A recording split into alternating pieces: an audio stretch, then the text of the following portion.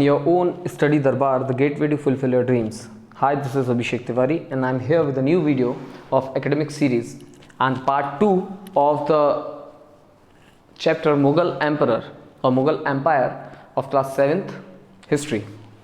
हमने कल पढ़ा था मुग़ल एम्पायर के बारे में कि मुग़ल एम्पायर या मुग़ल्स भारत में आए कैसे, पानीपत का युद्ध जो प्रथम हुआ था बिटवीन हुम, पानीपत के युद्ध में बिटवीन इब्राहिम लोदी एंड मुग़ल शासक बाबर, इन दोनों के बीच में युद्ध हुआ था एंड बाबर इसको जीतने के बाद कैसे दिल्ली और आगरे पर कब्जा करते हैं और इनका सिंहासन मिलता है, और उसके बाद मुग़ल स्थापत्य के बारे में हमने पढ़ना स्टार्ट किया।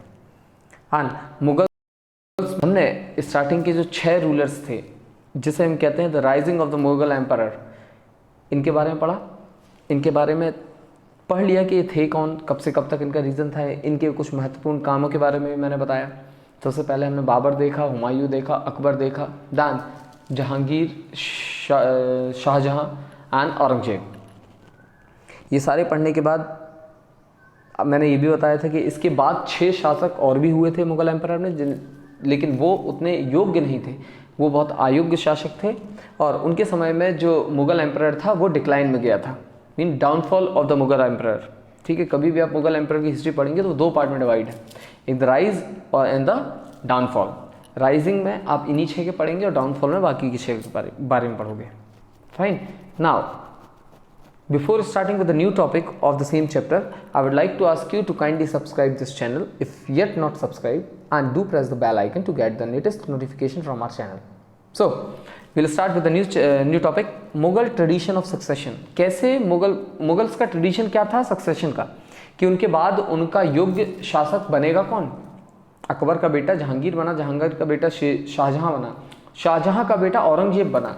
बट हमने देखा औरंगजेब उसका सबसे बड़ा बेटा नहीं था, उसका सबसे बड़ा बेटा तो दारा शिकोह था। तो दारा शिकोह को ना बनाकर औरंगजेब कैसे बना।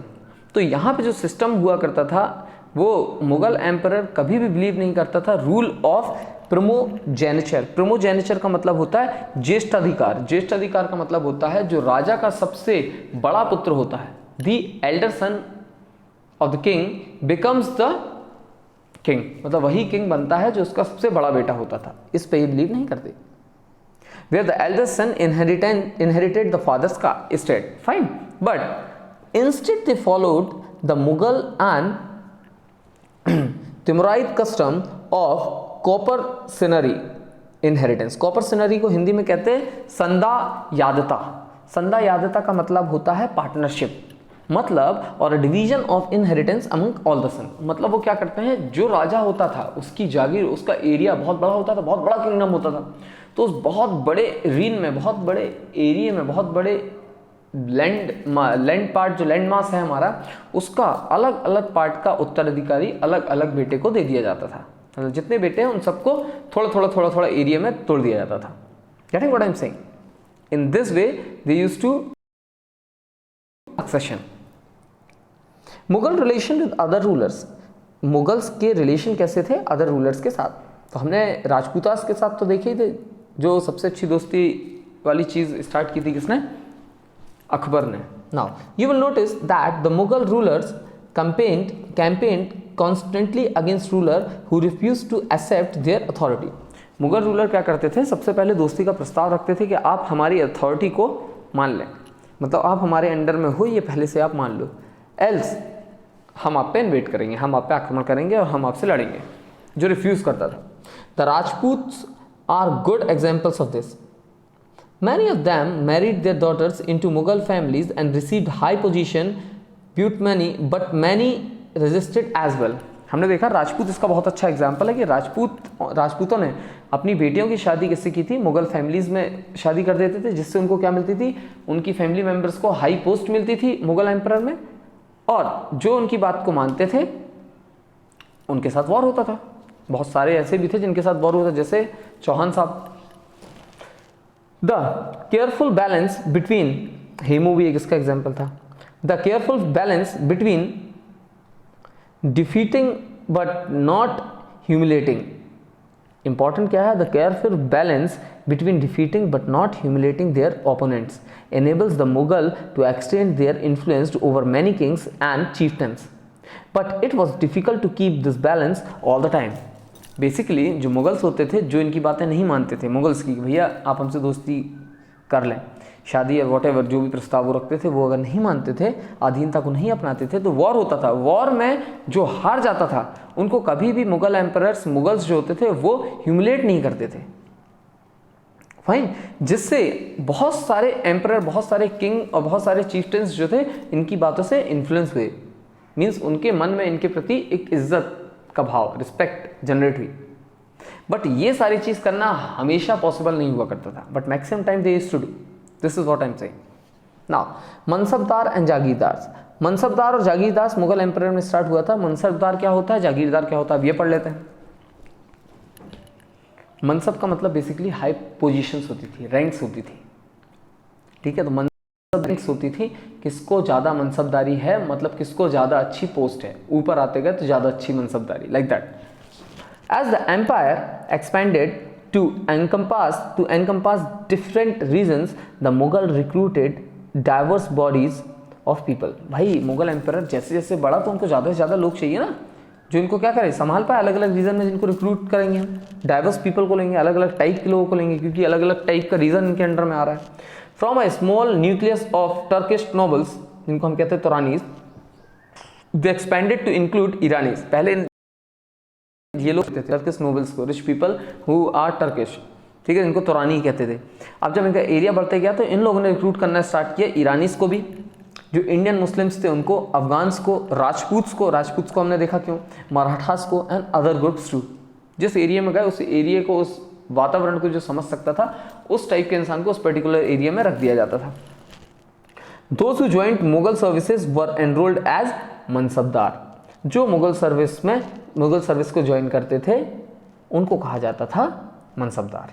Getting the term mansabdar refers to an individual who hold a mansab. Mansabdar उसे कहा जाता था एक इंडिविजुअल इंसान को जो मनसब की पोस्ट होल्ड करता था। मीनिंग अ पोजीशन और रैंक, मतलब जिसको एक पोजीशन या रैंक दी जाती थी इनकी मुगल कोर्ट में। It was a grading system used by the Mughals to fix. ये ग्रेडिंग सिस्टम था, हाई पोस्ट, लो पोस्ट, इस टाइप का thing. First rank, one rank, second salary and third military responsibilities, ठीक है। ये तीनों चीजें फिक्स की जाती थी। Rank and salary were determined by numeric value called Jat.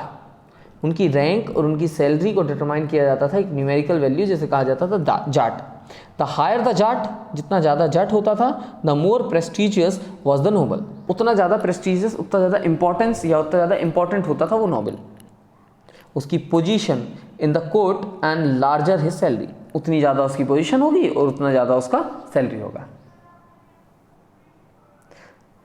The mansabdars military responsibility required him to maintain a specific number of sawar और cavalry man. Cavalry man का मतलब होता है घुड़सवार सैनिक, ठीक है। सवार भी बोल देते थे, कैवलरी मैन मतलब जो घोड़ों को चलाते थे उनको घुड़सवार कहते थे। जो मनसबदार, मिलिट्री रिस्पॉन्सिबिलिटी जिस मनसबदार को मिलती थी उसका सबसे इंपॉर्टेंट काम क्या होता था, maintain a specific number of सवार। मतलब एक स्पेसिफिक नंबर उनको दिया जाता था कि इतने घुड़सवार आपके पास होने चाहिए, सेना होनी चाहिए। The mansabdar brought his cavalry man for review, दिखाने के लिए वो लेके आते थे कि भैया हमारे पास इतना है, एक चेक करवाने के लिए। Got them registered, their horses branded and then received money to pay them as a salary. उसके बाद ही उनको पैसा मिलता था जिससे उनकी वो सैलरी दे पाते थे। Mansabdar received their salary as revenue assignment called jagirs. Mansabdar को सैलरी कैसे मिलती थी, उनका रेवेन्यू असाइनमेंट, मतलब उनको पर्टिकुलर जगह का रेवेन्यू दे दिया जाता था कि यहाँ का रेवेन्यू आपको कलेक्ट करना है। जब वो रेवेन्यू कलेक्ट करके लाते थे उसी को ही कहते थे जागीर। उनको उतनी पर्टिकुलर, सपोज ये जागीर तुम्हारी, तो इतने पर्टिकुलर एरिया का जो रेवेन्यू कलेक्ट हो रहा है वो रेवेन्यू ही आपका क्या होगा, सैलरी होगा। और जो पर्टिकुलर एडमिनिस्ट्रेशन या जो पर्टिकुलर रेवेन्यू, जितने पर्टिकुलर एरिया का रेवेन्यू आपको दिया जाता था उसे ही कहा जाता था जागीर। विच वर सम वॉट लाइक इक्ता। जैसे हमने इक्ता के बारे में पढ़ा था वैसे ही इक्ता क्या था, जब हमने दिल्ली सल्तनत में पढ़ा था कि इक्ता एरिया को डिवाइड किया जाता था। But unlike muqtis, most mansabdars did not actually reside in or administer their jagir. They only had right to the revenue of their assignment, which was collected for them by their servants, while the mansabdars themselves served in some other parts of the country. mansabdar का मतलब होता था, जैसे हमने मुख्तीस के बारे में देखा था, मुख्तीस क्या होता था, एक पर्टिकुलर एरिया का इंचार्ज बना देना, और एक पर्टिकुलर एरिया को इक्ता कहा जाता था। उस इक्ते में एक मुक्ति होता था, जो मुक्ति उस पर्टिकुलर रीजन को कंट्रोल करता था, और वहाँ का रेवेन्यू सिस्टम वही देखता था, और उसका पूरा पैसा रेवेन्यू कलेक्ट करता था। फिर उसका कुछ पार्ट कहाँ भेज देता था, राजा के पास, और बाकी के जो इसके अंडर में है उसको सेल। लेकिन जब हम बात करते हैं मनसबदार की, तो मनसबदार को पर्टिकुलर एरिया की जागीर दे दी, मतलब पर्टिकुलर एरिया का रेवेन्यू कलेक्शन जो भी होगा वो आपका है एज अ सैलरी, लेकिन पर्टिकुलर एरिया में जो रूल कंट्रोल करेगा वो कोई दूसरा इंसान होता था।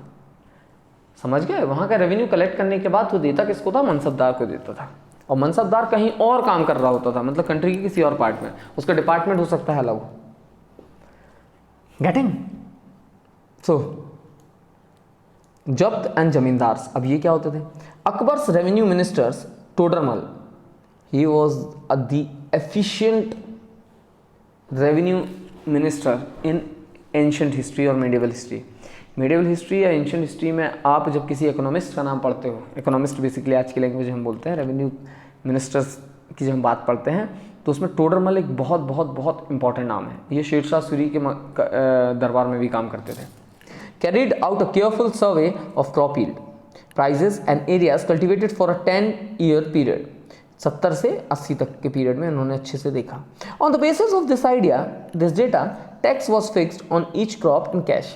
इन्होंने सारे क्रॉप की ईल्ड के बारे में देखा, प्राइस के बारे में देखा, कल्टिवेटेड एरिया के बारे में देखा, कब तक? 10 साल तक। लेकिन उस बेसिस पे, उस जो डेटा कलेक्ट हुआ उस बेसिस पे उन्होंने टैक्स को फिक्स किया, each crop in cash. Each province was divided into a revenue circle with its own schedule of revenue rates for individual crop. Particular time period पे अगर कोई पर्टिकुलर क्रॉप लगता है, उस पर्टिकुलर क्रॉप के लिए उस पर्टिकुलर टाइम पीरियड में पर्टिकुलर टैक्स लगाया जाता था। अलग अलग क्रॉप के लिए अलग अलग टैक्स लगाए जाते थे। This revenue system was known as zabt, और इसी रेवेन्यू सिस्टम को कहा जाता था जब्त। अकबरनामा एंड आईन अकबरी, ऑब्वियस बात है दोनों नाम से लग रहा है कि अकबर की बायोग्राफीज थी। ऑब्वियस सी बात है कभी भी ऑटोबायोग्राफी नहीं होंगी, क्योंकि अकबर लिखना पढ़ना नहीं जानते थे। ठीक है, Akbar was an illiterate person, हमेशा रहा। Akbar ordered one of his close friend and courtier Abul Fazl to write a history of his reign. उसके पर्टिकुलर रीन की जो हिस्ट्री लिखने का काम उन्होंने अपने एक दोस्त प्लस वो उनके कोर्ट में भी नवरत्नों में से एक है अबुल फजल, उनको दिया था। Abul Fazl wrote a 3-volume history of Akbar's reign titled Akbarnama. Akbar ने एक 3 वॉल्यूम 3 पार्ट में बनाई हुई एक बुक लिखी थी अकबरनामा नाम से। 3 पार्ट में थी, part 1, part 2, part 3। The first volume dealt with Akbar's ancestors and second volume recorded the events of Akbar reign. Third volume is the आईन अकबरी। आईन Akbari is the biography of Akbar. Fine. पहले पार्ट में क्या बताया, उनके एंसेस्टर्स जो थे, पूर्वज जो थे, उनके बारे में लिखा था। सेकंड में उन्होंने अकबर के रीन में क्या क्या चीज़ें होती थी वो लिखी थी, और थर्ड पार्ट में उन्होंने अकबर के बारे में लिखा था जिसका नाम था आईन Akbari. Basically Ain Akbari is the biography of Akbar. Fine. Written by whom? Abul Fazl. It deal with Akbar's administration, households, army, the revenues and the geography of his empire. It also provided rich detail about the traditions and culture of people living in India. इसमें एक और चीज़ बताई थी कि बहुत detail में बताया गया था ट्रेडिशन एंड कल्चर उन सारे लोग को जो भारत में रहते थे। समझ में आया? मीन्स भारत का कल्चर और ट्रेडिशन बताया था दैट पर्टिकुलर टाइम, मतलब अकबर के रीन के समय। The most interesting aspect about the आईन Akbari is its rich statistical details about things as diverse as crop yield, price, wages and revenues. ये आईन अकबर की एक बहुत अच्छी खासियत ये थी कि इसमें बिल्कुल डिटेल स्टैटिस्टिक्स उन्होंने उस समय का लिखा था। कितना टैक्स लगता था, किस क्रॉप पे लगता था, क्या होता था, क्या वेजेस होता था, रेवेन्यू सिस्टम क्या होता था, ये सारी चीज़ें बिल्कुल क्रिस्टल क्लियर लिखा हुआ था, जो इसकी खूबसूरती को और दर्शाता है, बढ़ाता है आईन अकबरी बुक की। क्लोजर लोग अकबर्स पॉलिसी, अकबर की पॉलिसी के बारे में देख लेते हैं। Abul Fazl explain that the empire was divided into province called subas. जो अकबर की बायोग्राफी लिखी थी उसमें अबुल फजल ने बहुत अच्छे से दर्शाया था कि उनके एम्पायर को डिवाइड किया गया था प्रोविंसेस में, जिसे कहा जाता सुबास, गवर्न बाय सूबेदार। और उसको गवर्न कौन करता था? सूबेदार गवर्न करते थे, मतलब वहाँ पे रूल कौन करता था? सूबेदार। Who carried out both political and military function, जो दोनों मिलिट्री और पॉलिटिकल फंक्शन वहाँ पे देखता था। Each provinces had a financial officer और दीवान, वहाँ पे एक फाइनेंशियल ऑफिसर होता था हर प्रोविंस में, जिसे दीवान कहा जाता है, for the maintenance of peace and order in his province, जो देखता था वहाँ पे पीस और ऑर्डर अच्छे से वर्क कर रहा है नहीं। द सूबेदार was supported by other officers, सूबेदार जो था वो बाकी कुछ और ऑफिसर्स के द्वारा सपोर्ट भी किया जाता था। सच एज द मिलिट्री पे मास्टर, जिसे बख्शी कहते हैं, the minister in charge of religious and charitable patronage, जिसे सद्र कहा जाता था, मिलिट्री कमांडर जिसे फौजदार कहा जाता था, and the town police commander जिसे कोतवाल कहा जाता था। ये सारे लोग कौन थे? Supporters of that particular subedar. Then Nur Jahan influence in Jahangir court. भाई जहांगीर के बारे में जब पढ़ते हैं तो हमें एक बहुत इंपॉर्टेंट नाम मिलता है नूरजहां। बिना नूरजहां के जहांगीर बेसिकली इनकम्प्लीट था। जहांगीर की जितनी भी पॉलिसीज़ बनती थी, एक गुड्स जो था जहांगीर का, उसमें बहुत इंपॉर्टेंट नाम था नूरजहां का, जिनका पहले नाम Mehrunnisa married the emperor Jahangir, इनका पुराना एक और नाम मेहरुनिसा भी था। Mehrunnisa married the emperor Jahangir in 1611 and received the title Nur Jahan. She remained extremely loyal and supported to the monarch. वो बहुत ज़्यादा क्या थी? लॉयल थी और सपोर्ट करती थी मोनार्क। मोनार्क का मतलब है राजा को। राजा कौन थे? शाहजहां, सुल्तान। As a mark of honour Jahangir struck silver coin, और उनके ऑनर के लिए जहांगीर ने क्या किए थे? कॉइन बनवाए थे जिनमें नूरजहां का नाम था, सिल्वर के कॉइन थे। Akbar's religious policy, it's a very important thing, this is the main thing. Akbar की रिलीजियस पॉलिसीज के कारण ही अकबर को कहा जाता है द ग्रेट अकबर। समझ में आ रहा है? अकबर को ग्रेट कहने का एक बहुत पीछे, ग्रेट कहने का कारण में एक बहुत इंपॉर्टेंट चीज़ थी कि उसकी रिलीजियस पॉलिसी, जिन्होंने एक नए धर्म की स्थापना की थी। जैसे हमने देखा था द ग्रेट अशोक के बारे में पढ़ते तो उन्होंने धम्म लेके आए थे, अशोक का धम्म हमने पढ़ा था। वैसे अकबर की भी रिलीजियस पॉलिसी थी, हम वो देख लेते हैं। While Akbar was at a Fatehpur Sikri during the 1570s, he started discussion on religious with the ulama. उलामास जो होते थे उनके उलामा, Brahmans, Jesuit priests who were Roman Catholics and Zoroastrians. These discussions took place in the इबादत खाना। देखें, सबसे पहले अकबर के बारे में मैंने आपको बताया था कि अकबर अनपढ़ इंसान थे। अकबर पढ़े लिखे नहीं थे, अकबर पढ़ नहीं सकते थे, अकबर लिख नहीं सकते थे, तो अकबर को नॉलेज चाहिए था। भाई एक राजा को बहुत सारा नॉलेज पता होना चाहिए रिलेटेड टू रिलीजन ऑल्सो, धर्म के बारे में उन्हें पता होना चाहिए। ठीक है, अगर आपको बहुत अच्छा रूलर बनना है तो डू रिमेंबर कि आपको धर्म के बारे में ज़रूर से पता होना चाहिए, क्योंकि जिन लोगों पे आप राज करते हो उनके धर्म से रिलेटेड जो पॉलिसीज़ होती हैं, जिसका निर्णय लेना पड़ता है एक राजा के द्वारा, तो अगर उस राजा को उनके धर्मों के बारे में ही पता नहीं होगा तो उनके बारे में डिसीजन लेने से पहले वो क्या कैसे करेंगे, और जो भी डिसीजन लेंगे हो सकता है वो कभी भी एप्रोप्रिएट ना हो, लोगों के द्वारा एक्सेप्टेबल ना हो।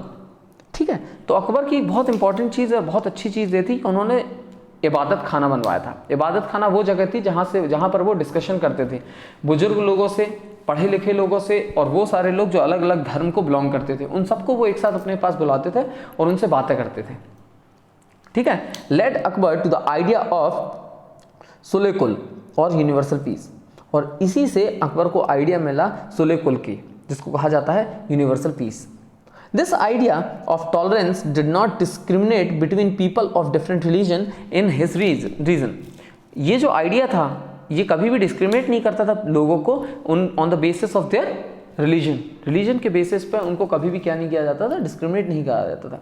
Instead it focused on a system of ethics, और इसके बदले वो क्या करते थे, उन्होंने इन सब पे फोकस किया on the system of ethics, कि वो कितने सच्चे हैं, कितने पीसफुल हैं और कितने जस्टिस हैं, इन सारी चीज़ पे उन्होंने क्या किया, बल दिया। इन्होंने कहा जाता है अपना खुद का एक धर्म भी चालू किया था। ठीक है। The Mughal empire in the 17th century and after, Mughal empire 17th century में और उसके बाद की क्या कहानी थी। The enormous wealth and resources commanded by the Mughal elite made them an extremely powerful group of people in the late 17th century. As the authority of Mughal Empire slowly declined, his servant emerged as powerful centers of power in the region. क्या हुआ भाई, ये बहुत powerful थे at that particular time, जो हम बात करते हैं लेट 17th सेंचुरी, लेकिन उसके बाद जब हमने देखा कि मुगल एम्पायर स्लोली डिक्लाइन, नीचे की तरफ आने लगे। क्यों? क्योंकि उनके शासक जो थे बहुत ज़्यादा अयोग्य होने लगे। अपार्ट फ्रॉम दैट हम बात करते हैं औरंगजेब की, तो औरंगजेब की जो रिलीजियस पॉलिसीज थी दे वर नॉट एडिक्वेट। ये बहुत इंपॉर्टेंट कारण था जिसके कारण जो मुगल्स थे वो लोगों के सामने we can say it as उनका जो रिफ्लेक्शन था वो नेगेटिव जाने लगा उनकी रिलीजियस पॉलिसीज के कारण। उनके बहुत सारे लोग क्या हो गए, अगेंस्ट में आ गए। अपार्ट फ्रॉम दैट जो उनके बाद शासक आए, उन शासक को इन सब का सामना भी करना पड़ा। ठीक है, बाहर के आक्रमणकर्ता भी बहुत सारे लोगों ने आक्रमण करने स्टार्ट किए, इनके बाद स्टार्ट होते हैं। ठीक है, अपार्ट फ्रॉम दैट जब हम देखते हैं कि जब इनकी पावर डिक्लाइन कम होने लगी, मुगल एम्पायर अच्छे नहीं आने लगे, तो हमने देखा जिनको जागीरदार्स कहते थे उन लोगों ने अपनी पर्टिकुलर जागीर मनसबदार, जिनको मनसबदार्स कहते थे, वो पर्टिकुलर अपनी जागीर में अपना वर्चस्व बढ़ा के और खुद को ही वहाँ का शहंशाह घोषित कर दिया था या खुद को ही वहाँ का राजा घोषित कर दिया। तो यहाँ से रेवेन्यू भी वहाँ पे जाना क्या हो गया, कम हो गया। Servant emerged as powerful centers of power in the region. They constituted new dynasty and held command on provinces like Hyderabad and Awadh. Although they continued to recognize the Mughal emperor in Delhi as their master. उन्होंने कहा तो कि हमारा master अभी दिल्ली में है, लेकिन खुद को वहाँ का नोबल या खुद को वहाँ का क्या एम्परर घोषित कर दिया, और वहाँ से कुछ भी रेवेन्यू सिस्टम या रेवेन्यू सिस्टम से जो पैसा मिल रहा था वो कुछ भी वहाँ पे नहीं भेज रहे थे। By the 19th century, by the 18th century, the provinces of empire had consolidated their independent political identity. और 18th century में हमने देखा कि उन्होंने जो एम्पायर्स थे, प्रोविंसेस थी, वहाँ के एम्पायर ने खुद को क्या कर दिया, घोषित कर दिया कि हम इंडिपेंडेंट पॉलिटिकल आइडेंटिटी है, we are the independent people, हमारे ऊपर कोई भी मास्टर नहीं है। तो this was all about the chapter Mughal empire.